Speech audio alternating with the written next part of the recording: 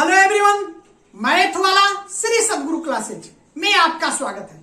आज हम आपको विषम दिनों के कॉन्सेप्ट को शताब्दी वर्ष के एग्जाम्पल के साथ स्पष्ट करेंगे।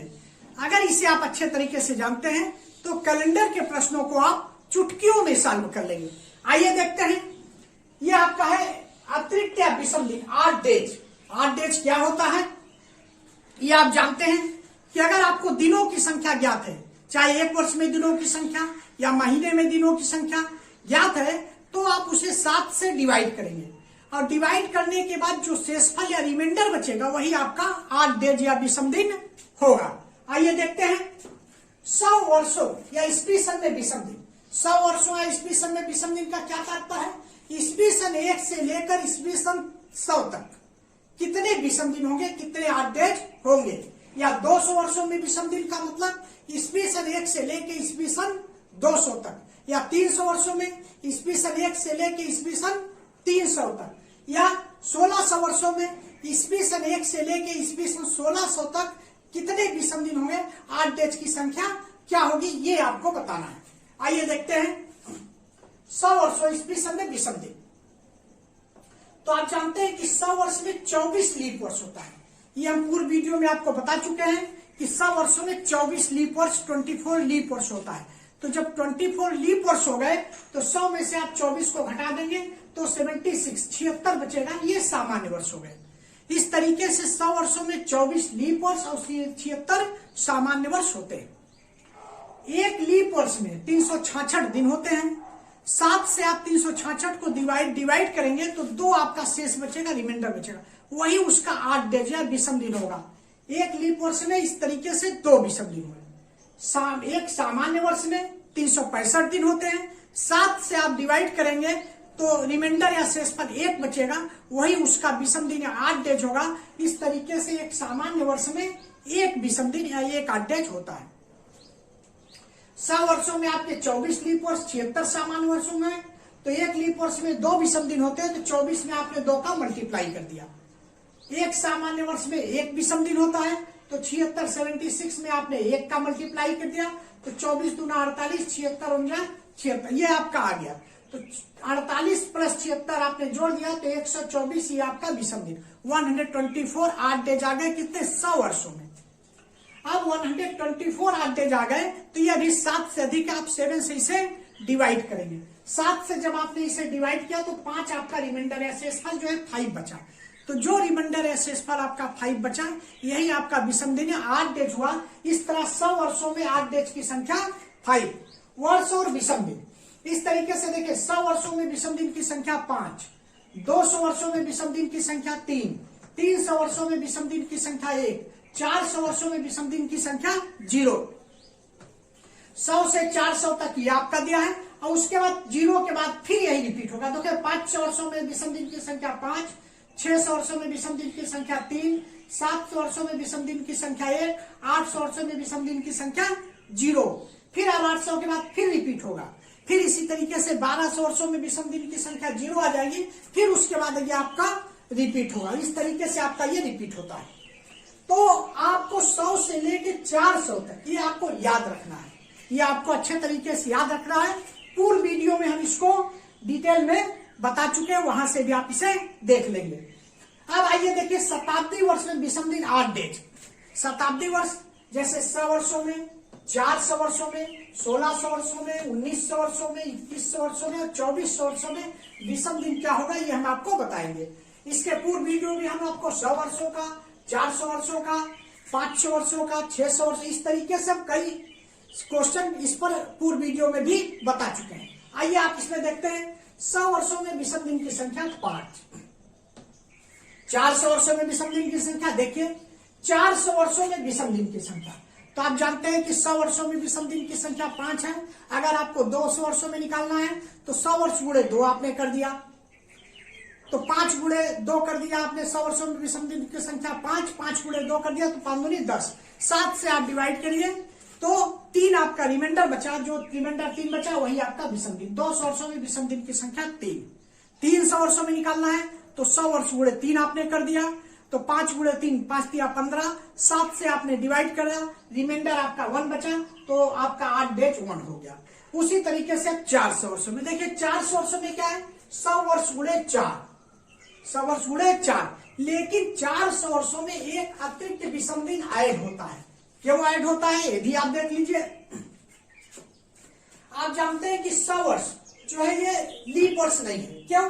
क्योंकि जब शताब्दी वर्ष है तो 400 से उसे डिवाइड करते हैं, तो 100 वर्ष लीप वर्ष नहीं है, क्योंकि 400 से विभाजित नहीं होगा। 200 वर्ष भी लीप वर्ष नहीं है, 300 वर्ष भी नहीं है, लेकिन 400 लीप वर्ष है, क्योंकि ये 400 से विभाजित होगा। तो जब ये विभाजित 400 हो जाएगा, तब जो है 400 वर्षों में विषम दिनों की संख्या, तो 400 वर्षों में लीप वर्ष आपके 25 हो जाएंगे। यहाँ जो 24 लीप वर्ष है ये 25 हो जाएंगे, और सामान्य वर्ष आपके 75 हो जाएंगे। 400 वर्षों का मतलब कि ईस्वी सन 1 से ईस्वी सन 400 तक तो निकालना है, लेकिन 400 वर्षों में जो हमने बताया कि 25 लीप वर्ष होंगे, वो 301 से 400 वाले में होंगे। 301 से 400 वाले में लीप वर्ष की संख्या 25 हो जाएगी, सामान्य वर्ष की संख्या 75 हो जाएगी। तो जब लीप वर्ष की संख्या 1 बढ़ेगी तो 2 8 डेज बढ़ जाएगा, लेकिन जब सामान्य वर्ष की संख्या 1 घटेगी तो 1 तो पहले से बढ़ा हुआ है, इसीलिए हम क्या करते हैं कि केवल 1 लीप वर्ष इसमें जोड़ देते हैं। एक जो है विषम दिन, अतिरिक्त दिन 1 जोड़ देते हैं। क्यों? क्योंकि सामान्य वर्ष में 1 घट रहा है, तो 1 तो पहले से ऑलरेडी इसमें बढ़ा ही है, तो अगर हम 1 इसमें से घटाए और फिर 2 जोड़े तो वही चीज आ गया। इसलिए हम क्या करते हैं, 1 जोड़ देते हैं, क्योंकि 1 ऑलरेडी पहले से बढ़ा हुआ है। तो 100 वर्षों में विषम दिन की संख्या 5 हो गई, और 4 का इसमें आपने मल्टीप्लाई कर दिया, 5 × 20 + 1 21, 7 से आपने डिवाइड किया, तो ये आपका रिमाइंडर आपका 0 आ गया, शेषफल 0 आ गया। तो विषम दिन 400 वर्षों में कितना हो गया, 0। इस तरीके से विषम दिन की संख्या 400 वर्षों में कितना आ गया, 0 आ गया। इसे आप कई तरीके से निकाल सकते हैं। आप जानते हैं कि 400 वर्षों में लीप वर्ष की संख्या जो है 97 होती है। तो जब लीप वर्ष की संख्या 97 होती है, तो 400 में से आप घटा दीजिए, तो जो आपके सामान्य वर्ष बचेंगे वो आपका 303 बच जाएंगे। तो उसमें आप जो है लीप वर्ष और प्लस सामान्य वर्ष में, लीप वर्ष में 2 का मल्टीप्लाई और सामान्य वर्ष में 1 का मल्टीप्लाई करके देख लेंगे, जितना आएगा उसे आप 7 से डिवाइड कर देंगे, तो ये आपका 0 आ जाएगा। फिर दूसरा तरीका, जैसे आप देख रहे हैं ईस्वी सन 1 से ईस्वी सन 100 तक लीप वर्ष की संख्या आपकी 24 है और 76 सामान्य वर्ष है।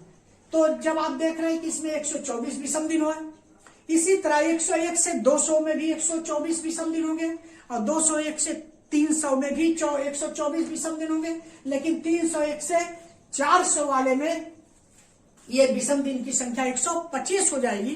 तो जब 124, 124, 124 और 125 आप जोड़ेंगे तो 497 आ जाएगा। 7 से आप डिवाइड करेंगे तो 7 × 7 = 49, कट गया, 7 × 1 = 7, 0 आ गया, शेषफल आपका 0 0 आ गया। तो विषम दिन की संख्या 400 वर्षों में 0 0 0। इस तरीके से आप 400 वर्षों में विषम दिन की संख्या 0 किसी भी तरीके से निकाल सकते हैं। ये सबसे 60 तरीका है, ये सबसे जो है 60 तरीका है कि 400 वर्षों में विषम दिन की संख्या 0। इसलिए आप 100 वर्षों में, 200 वर्षों में, 300 वर्षों में विषम दिन की संख्या आप याद रखेंगे तो इजी वे में आप जो है किसी भी क्वेश्चन को सॉल्व कर लेंगे। अब आप आइए देखिए, जैसे 500 वर्षों में विषम दिनों की संख्या, तो 100 वर्ष गुणे 5 आप नहीं करेंगे, ये आप हमेशा ध्यान रखेंगे। हम बताते चले आ रहे हैं कि जब 400 वर्षों के ऊपर पूछेगा तो 400 के फैक्टर है, 400 के गुणनखंड में उसे तोड़ेंगे, ये आप ध्यान रखेंगे। वैसे तो जैसे 800 के ऊपर दे रहा है तो 800 के गुणनखंड में भी आप तोड़ सकते हैं, 1200 के ऊपर दे रहा है तो 1200 के गुणनखंड में भी आप तोड़ सकते हैं, लेकिन 400 के गुणनखंड में आप किसी को भी तोड़ सकते हैं। 100 के गुणनखंड में 100 गुणे आप 100 के गुणनखंड में केवल 400 के नीचे वाले को ही आप तोड़ेंगे, ये ध्यान रखिएगा, नहीं तो आपका क्वेश्चन गलत हो जाएगा। आइए, जैसे 1600 वर्षों में विषम दिनों की संख्या, तो 400 वर्षों के फैक्टर में आप तोड़ेंगे तो 400 वर्ष गुणे 4, 400 वर्ष गुणे 4, यह आपका 400 के फैक्टर में आप तोड़ दिया। 400 वर्षों में विषम दिनों की संख्या आपकी होती है 0, 0 गुणे 4, तो यह आपका विषम दिनों की संख्या 1600 में 0। 1600 वर्षों में विषम दिनों की संख्या 0, यह आपका 1600 वर्षों में विषम दिनों की संख्या आपकी कितनी आ गई, 0। इसी तरीके से आप देखिए 1700, 1800, 1900 वर्षों में देखिए 400 वर्षों में तोड़िए आपका 400 वर्ष गुणे 4, प्लस 300 वर्ष प्लस 300 वर्ष। 400 वर्षों में विषम दिनों की संख्या आपकी 0 होती है, 0 गुणे 4 प्लस 300 वर्षों में विषम दिनों की संख्या 1। ये आपका 0 प्लस 1, तो ये आपका हो गया 1। 1900 वर्षों में विषम दिनों की संख्या 1। 1900 वर्षों में विषम दिनों की संख्या 1 आ गई। अब देखिए 2100 वर्षों में विषम दिनों की संख्या 400 वर्षों के उसमें तोड़िए आप, 400 वर्ष गुणे 5 प्लस 100 वर्ष, ये आपका आ गया। 400 वर्षों में विषम दिनों की संख्या आपकी 0 है, 0 गुणे 5 और प्लस 100 वर्षों में विषम दिनों की संख्या 5 है, ये आप लिख दीजिए 5, तो ये आपका 0 प्लस 5, तो ये आपका आ गया 5। 2100 वर्षों में विषम दिनों की संख्या 5। 2100 वर्षों में विषम दिनों की संख्या 5। इसी तरीके से आप 2200, 2300 निकाल लेंगे। आइए 2400 वर्षों में 400 के फैक्टर में तोड़िए आप, 400 वर्ष गुणे 6, 4 छक 2400, 400 वर्ष गुणे 6, यही आपका होगा। 400 में विषम दिनों की संख्या आपकी 0 है, 0 गुणे 6 बराबर आपका 0।